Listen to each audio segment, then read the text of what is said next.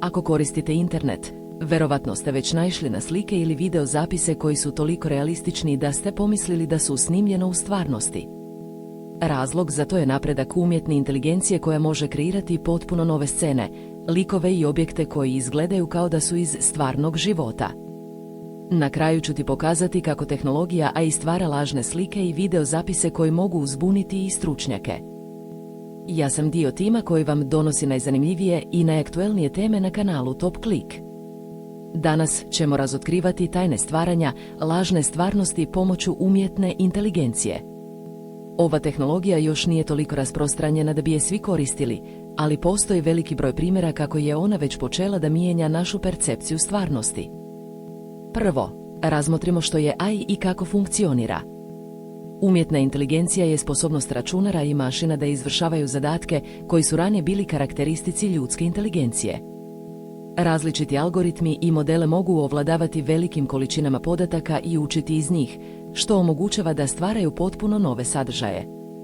Na primjer, postoje programa koje mogu kreirati portrete ljudi koji nikad nisu postojali ili generirati video zapise koji izgledaju kao da su snimljeni u stvarnosti.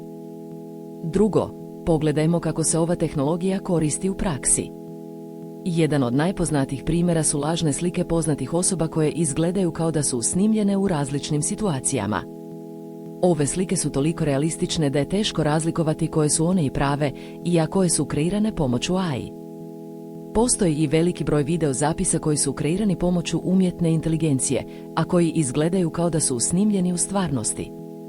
Na primjer, poznati američki investitor je nedavno objavio video zapise koji su izgledali kao da je on u razgovoru sa jednom poznatom ličnošću, ali su ovi video zapisi bili kreirani pomoću AI.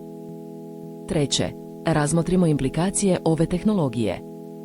Kada se ova tehnologija koristi za stvaranje lažnih slika i video zapisa, postoje veliki problemi sa autentičnošću i vjerodostojnošću informacija. To znači da će morati biti razvijeni novi alati i metode za detektovanje lažnih sadržaja, kao i za edukaciju ljudi o ovim problemima. Na kraju ću ti pokazati kako sam koristio AI za stvaranje lažne slike koja izgleda kao da je snimljena u stvarnosti. Ova tehnologija je toliko napredna da je teško verovati da je slika kreirana pomoću računara. Ako voliš trending teme, top liste i viralne priče, zapratite Top Klik i uključite zvonče.